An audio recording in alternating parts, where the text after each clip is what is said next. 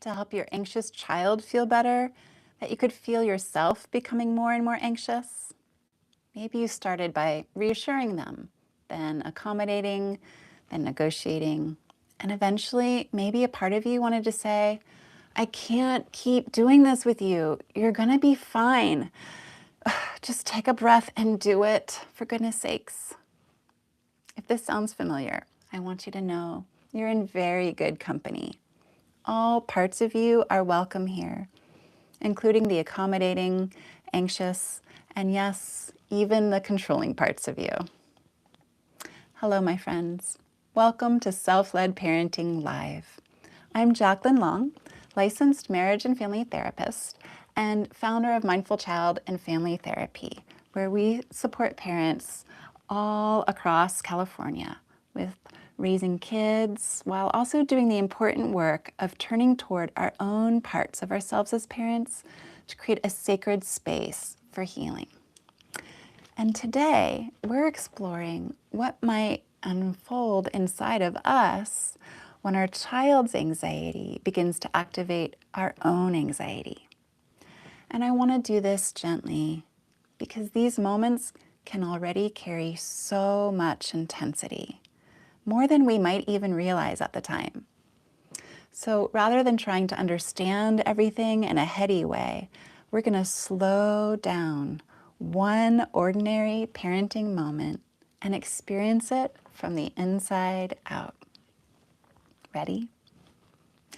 Imagine that tomorrow morning, your child is supposed to go to the first day of school.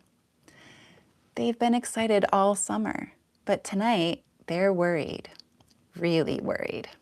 Their stomach hurts, they can't sleep. Maybe they keep asking, what if I don't know where to go? What if nobody sits with me? What if I feel sick and have a tummy ache at school? Now, you love this child more than anything. Of course you want to help. So perhaps you reassure them. Your teacher will help you, sweetie. You know where the classroom is. Your friend will be there. And maybe that helps for like 30 seconds. But then another worry bubbles up inside your kid. So you offer, understandably, another solution. You promise to walk them in. You email the teacher to let them know. You consider letting them stay home. All the while, you begin rearranging the whole morning inside your mind. There may be a deeply caring part of you working very hard here. And it might believe, if I can find the right reassurance, the right plan, the right accommodation, my child will feel safe. And then maybe something inside of me will feel safe too. This is where I really want to invite us to become very tender with ourselves, because the impulse to accommodate their anxiety usually comes from love. And it may also come from a part that feels unable to bear our own child's distress.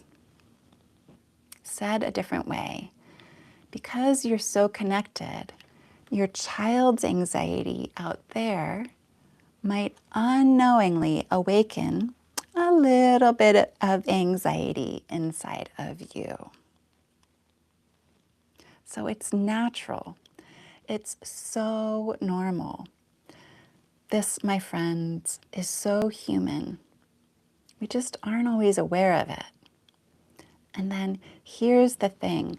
When all of your helping to try to make their anxiety go away doesn't work, that anxious part of us might begin reaching out for help from other parts of us inside, maybe even a part that tries to control things.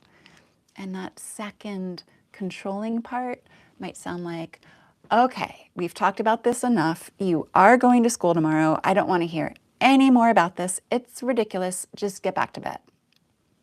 The voice becomes firmer. Your body becomes tighter. And maybe irritation begins rising up inside of you, and maybe it starts to bubble up and leak out, even though you really don't want it to. And underneath that irritation, there may still be some of your own fear, right? Oh, what if I don't know how to help my kid? What if this gets worse? What if I can't get them to school? What if I'm failing them? Our nervous systems are always listening, always scanning for cues of safety and danger, especially these worried ones within us. And for parents who have lived through unpredictability, trauma, or relationships in which other people's emotions felt dangerous to us, a child's distress can awaken an old sense of urgency in us.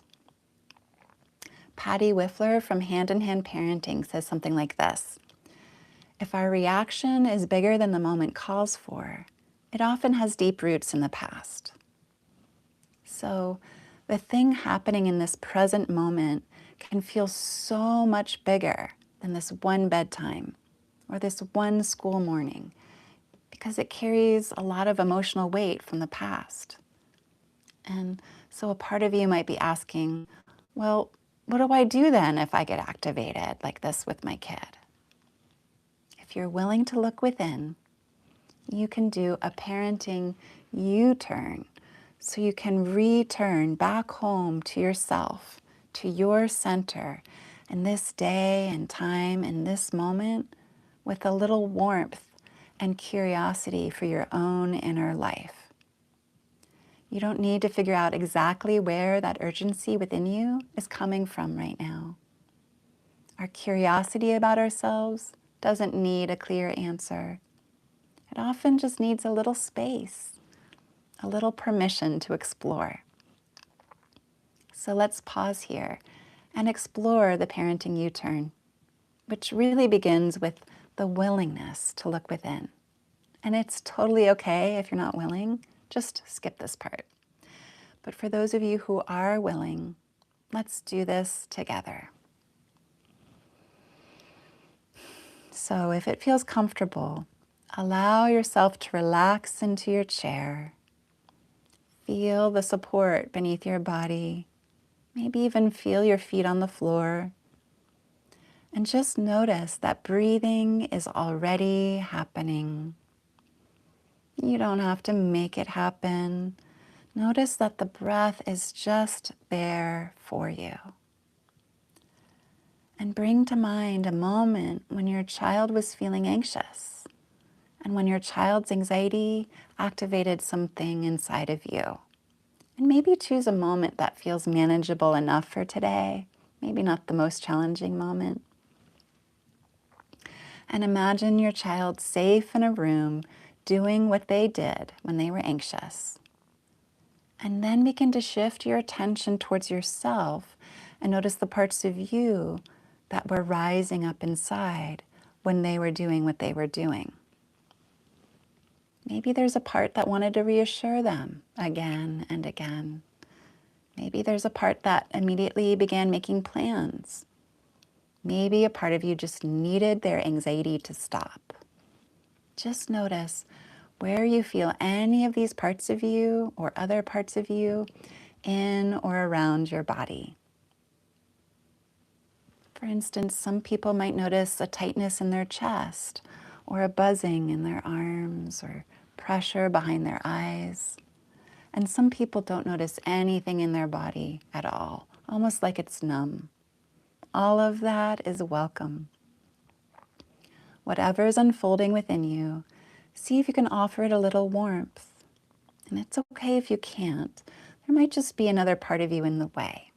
But if you do feel a little warmth or care towards this part, see if you can say inwardly to it, I notice how hard you're working to help my child feel okay. I wonder what you're afraid might happen if their anxiety doesn't go away. And just see what comes. I wonder what you're afraid might happen if our child's anxiety doesn't go away. There's no need to search for an answer. Just let the question rest gently inside. And now see if you might offer a little warmth towards this part of you, a little connection. It might sound like, I'm here. I know you want to solve it all tonight. We can take this one moment at a time, together. You don't have to do this all alone. And see if this part of you might receive this warmth and understanding from you. And just notice what that's like.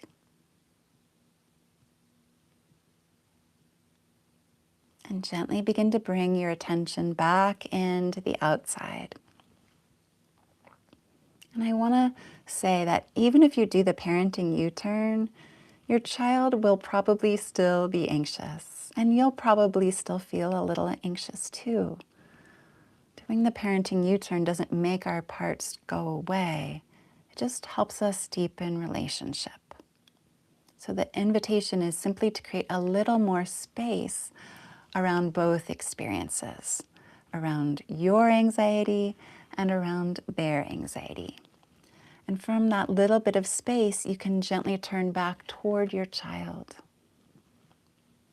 Perhaps in the morning, you might say, I can see that going to school seems really hard for you right now. I'm right here with you. I know it's hard, and I know you can do it. Yes, it's hard to have a tummy ache, and we're still going to get ready for school, sweetie. Notice how compassion can live right beside a clear limit. You can care about your child's fear without having to remove every ounce of it.